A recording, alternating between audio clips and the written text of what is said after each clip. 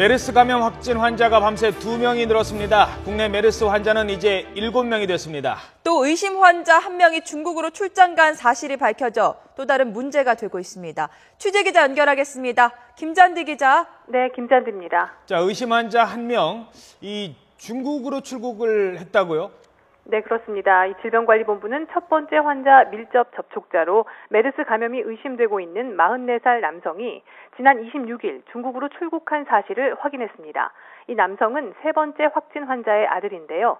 즉 병원 입원 중에 첫 번째 확진 환자와 접촉해 감염된 세 번째 환자의 아들이자 네 번째 환자의 동생입니다. 이 남성은 지난 16일 입원 중이던 아버지를 병문안했고 이때 첫 번째 환자와 4시간 정도 접촉을 한 것으로 알려졌습니다. 게다가 19일부터 열이 있어 병원을 찾았고 37.7도와 38.6도의 고열 증세로 응급실을 2차례 찾기도 했습니다. 이 첫 병원에서 치료받는 과정에서 이 남성은 본인이 메르스 확진 환자와 접촉했던 사실을 알리지 않은 것으로 확인됐습니다. 이 두 번째 찾은 병원에서 메르스 확진 환자와 접촉한 사실을 알렸고 의료진의 권유에도 불구하고 이 남성은 지난 16일 중국으로 출장을 간 것으로 확인됐습니다.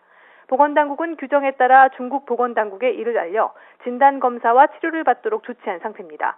중국 보건당국의 검사 결과는 이르면 오늘 오후쯤 나올 것으로 보입니다. 또 이 남성과 국내에서 접촉한 사람들을 추적 조사해 가족과 의료진 등 10여 명을 격리 관찰하고 있습니다. 이와 함께 지난 26일 이 남성과 비행기를 함께 이용한 근접 탑승객의 명단을 확보하고 소재 파악에 나섰습니다. 네, 그리고 또 확진 환자 2명이 추가로 늘어났습니다. 첫 번째 확진 환자를 통해 감염된 거라고요? 네, 그렇습니다. 질병관리본부는 오늘 아침에 메르스 확진 환자 2명이 늘었다고 발표했습니다. 2명 모두 첫 번째 메르스 확진 환자와 가까이 접촉했던 사람들입니다. 한 명은 71살 남성으로 첫 번째 확진 환자와 같은 병동에 입원했던 환자고요. 또 다른 한 명은 28살 여성 의사인데 역시 첫 번째 환자가 병원에 입원했을 때 치료에 참여했던 의료진이었습니다. 이들은 모두 첫 번째 환자와 밀접 접촉자로 자택 격리 상태에서 관찰 중이었습니다. 열과 같은 증상이 있어 유전자 검사를 진행했고 검사 결과 확진이 되자마자 국가지정 입원치료병상으로 옮겨져 치료받고 있습니다. 밤새 이렇게 2명의 환자가 추가되면서 국내 메르스 감염 환자는 모두 7명으로 늘었습니다.